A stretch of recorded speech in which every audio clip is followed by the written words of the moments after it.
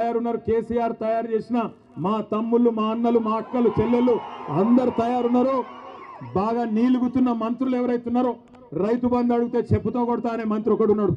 ఇంకా చాలా మంది మీటింగ్ పెట్టుకుంటామంటే అడ్డుకునే సన్నాసి మంత్రి. గింత భయపడతాడు ఎవడన్నా మీటింగ్ పెట్టుకుంటామంటే? గంత భయం ఎందుకు నీకు? భూపాల్ రెడ్డిని తీసుకుపోయి పోలీస్ స్టేషన్లో ఆడ పోలీసు వాళ్ళు అడ్డం ఉండి భూపాల్ రెడ్డి మీద దాడి చేస్తావా? సిగ్గుందా నీకేమన్నా అని అడుగుతున్న మంత్రి కోమటిరెడ్డి వెంకటరెడ్డి. నీకు ధైర్యం ఉంటే, దమ్ముంటే గడియారం సెంటర్కు రా. గడియారం సెంటర్కి వచ్చి మా లెక్కన మీటింగ్ పెట్టి చెప్పు రైతులకు ఏం పీకింది నీ ప్రభుత్వం ఈ సంవత్సర కాలంలో చెప్పు. ఉత్తమ్ కుమార్ రెడ్డి, కోమటిరెడ్డి వెంకటరెడ్డి పెరిగిన ఆకారాలు మాత్రం బాగా పెరిగినాయి, అహంకారాలు బాగా పెరిగినాయి, కానీ పీకిందేమీ లేదు నల్లగొండకు. అందుకే నేను అంటున్నా, ఏం చేసిండు కేసీఆర్ నల్లగొండ కంటే చెప్పండి. వరి ధాన్యం ఉత్పత్తిలో తెలంగాణను దేశంలో నెంబర్ 1 చేస్తే నల్లగొండను రాష్ట్రంలో నెంబర్ 1 చేసిండు కేసీఆర్. ఒకటి కాదు, 3 మెడికల్ కాలేజీలు సూర్యాపేటలో, నల్లగొండలో, యాదాద్రిలో కట్టించింది కేసీఆర్. యాదాద్రి గుడిని అత్యద్భుతంగా తీర్చిదిద్ది ఆ లక్ష్మీ నరసింహస్వామి రుణం తీర్చుకున్నాడు కేసీఆర్. తామర చెర్లలో అద్భుతంగా మొత్తం తెలంగాణలోనే అతి పెద్ద విద్యుత్ ఉత్పత్తి కేంద్రం కట్టించింది కేసీఆర్. చెప్పుకుంటా పోతే ఒకటి రెండు కాదు ఎన్నో పనులు చేసినాం.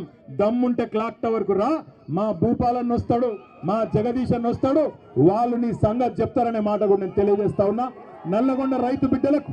ఎందుకంటే మనం ఆఖరికి మనం హైకోర్టు కూడా ధన్యవాదాలు చెప్పాలి, మనకు న్యాయ వ్యవస్థకు ధన్యవాదాలు చెప్పాలి. ఎందుకంటే రేవంత్ రెడ్డి ప్రభుత్వం అడ్డుకునే ప్రయత్నం చేసిన హైకోర్టు, దేశంలో ఇంకా న్యాయం ఉన్నది, ధర్మం బతికే ఉంది కాబట్టి రైతుల పోరాటంలో న్యాయం ఉందని చెప్పి హైకోర్టు కూడా అంగీకరించి ఇవాళ పర్మిషన్ ఇచ్చి ఈ క్లాక్ టవర్ సెంటర్ లో మనకు ఇవాళ సభ జరుపుకునే, ధర్నా జరుపుకునే అవకాశం ఇచ్చినారు. ముఖ్యమంత్రి రాజ్ భవన్ ముంగట ధర్నా చేస్తేనేమో ఏం కాదట, ట్రాఫిక్ అంతరాయం కాదట. మరి ఇక్కడ క్లాక్ టవర్ కాడ మనం ధర్నా చేసుకుంటే మాత్రం నల్లగొండ రైతు బిడ్డల కోసం ఇక్కడ చాలా ఇబ్బంది అవుతుందట, వెంకటరెడ్డికి చాలా ఇన్కన్వీనియన్స్ అవుతుందట, అందుకే పర్మిషన్ ఇయ్యరట.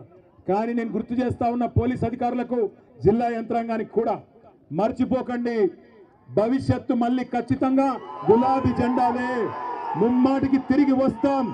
ఇవాళ ఎవరెవరైతే కాంగ్రెస్ కార్యకర్తల కంటే అతిగా ప్రవర్తిస్తున్నారో అన్ని గుర్తు పెట్టుకుంటాం, వడ్డీతో సహా ఇస్తాం, యాది పెట్టుకోమని చెప్తూ మళ్ళొకసారి నల్లగొండ రైతు బిడ్డలందరికీ ధన్యవాదాలు తెలియజేస్తూ జై తెలంగాణ, కేసీఆర్ గారి నాయకత్వం, జై తెలంగాణలో అడుగు పెట్టాలంటే తప్పకుండా 2:30 గంటలకు మీ క్యాంపస్కి వస్తా అని వారికి చెప్పి అక్కడి నుంచి బయలుదేరి ముందుకు వస్తూ ఉంటే అక్కడ కలదప్పిన ఐటీ టవర్ కనబడ్డది.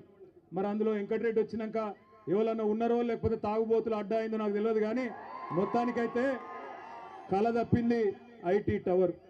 కొద్దిగా ముందుకు రాగానే కాకపోతే ఆ ఎన్టీ రామారావు గారు, తారక రామారావు గారి విగ్రహం నుంచి మొదలు పెడితే ఇక్కడ దాకా నేను నిజంగా చెప్తా ఉన్నా, కొత్తగా మేమేదో సామ్రాజ్యానికి అధిపతులు అయిపోయినాం, చక్రవర్తులు అయిపోయినాం, రారాజులు అయిపోయినామని విర్రవీగుతున్న వాళ్ళ గురించి కాదు నేను చెప్పేది. ఒకనాడు బండెనుక బండి గట్టి 16 బండ్లు గట్టి ఏ బండ్లు ఓడతావు కొడుకో నైజాము సర్కరోడా అని ఆనాడున్న నియంతను నిలదీసిన గడ్డ నల్లగొండ. అందుకే పోరాటానికి స్ఫూర్తి అయిన నల్లగొండ గడ్డకు వందనం. ఇక్కడికి విచ్చేసిన ప్రతి నల్లగొండ రైతు బిడ్డకు శిరస్సు వంచి పాదాభివందనం.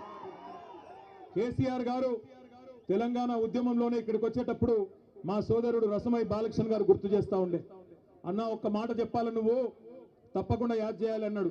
ఏందన్నా అంటే చెప్పినాడు, అన్న ఒకనాడు కేసీఆర్ గారు స్వయంగా పాట రాసిండే, పక్కన కృష్ణమ్మ ఉన్న ఫలితమేమి లేకపాయే, పాలమూరు నల్లగొండ పంటలన్నీ ఎండిపాయే అంటూ కేసీఆర్ గారే స్వయంగా కలం పట్టుకొని మరి మన నల్లగొండ దుస్థితి గురించి వర్ణించి ఆనాడు జలసాధన ఉద్యమంలో 2002-03 సంవత్సరంలోనే పాట రాసిండు అని అన్న చెప్పిండు.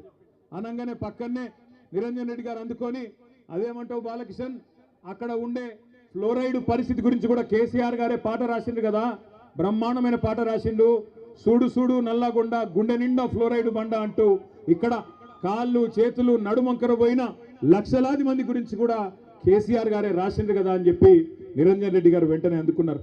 ఇవాళ కొంతమంది తెలిసి తెలియని మూర్ఖులు, తెలిసి కూడా తెలియకుండా అజ్ఞానంతో మాట్లాడుతున్న వాళ్ళకు ఒక మాట చెప్పాల్సిన అవసరం ఉంది. మొన్న అసెంబ్లీలో ఒక మంత్రి గారు అడుగుతాడు, ఏం చేసిండు కేసీఆర్ నల్లగొండకని అడిగిండు. నేను గుర్తు చేస్తా ఉన్నా ఆ మంత్రి గారికి, నల్లగొండ జిల్లా ముద్దు బిడ్డలందరికీ, ఇక్కడికి వచ్చిన రైతు బిడ్డలందరికీ ఏం చేసిండు తెలంగాణను కేసీఆర్ అంటే, భారతదేశంలోనే పంజాబ్ను హర్యానాను తలదన్ని వరి పండించే విషయంలో భారతదేశంలోనే తెలంగాణను నెంబర్ 1 చేసిండు కేసీఆర్.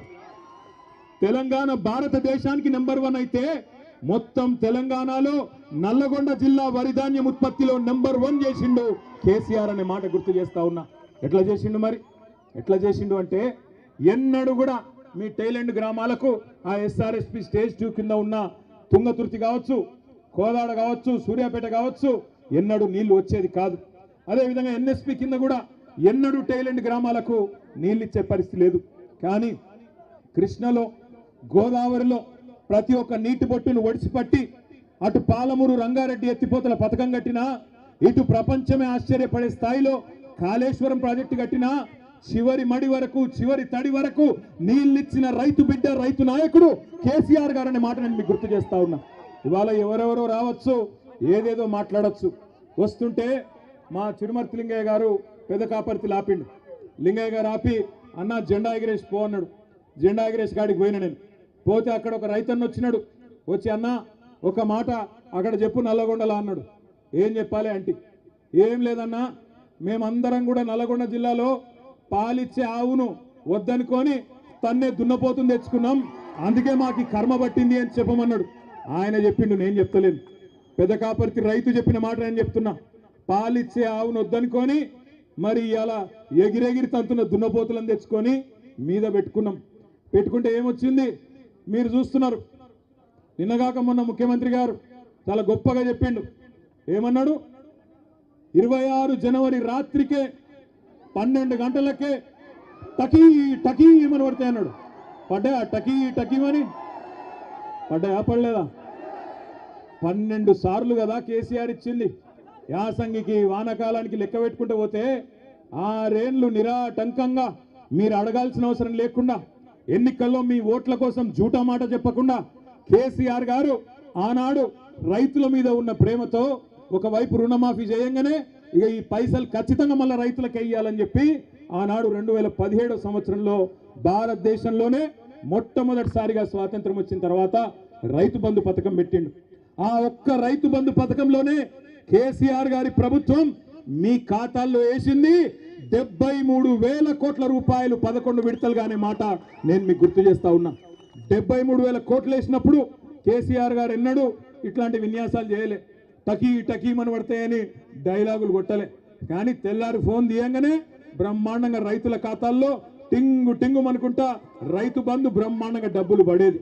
కానీ ఈ ముఖ్యమంత్రి, ఈ కాంగ్రెస్ పార్టీ వీళ్ళెవ్వరు మీకు కొత్తోళ్ళు కాదు. నిజానికి 55 ఏళ్ళు చూసిన వాళ్ళే ఈ నల్లగొండ జిల్లాలో తాగునీటికి ఇబ్బంది అయ్యి ఆఖరికి మన పిల్లల బొక్కల్లో మూలుగా చచ్చిపోయేందుకు కారణమే కాంగ్రెస్. నల్లగొండ జిల్లా బిడ్డలు జీవోత్సవాలుగా మారినంటే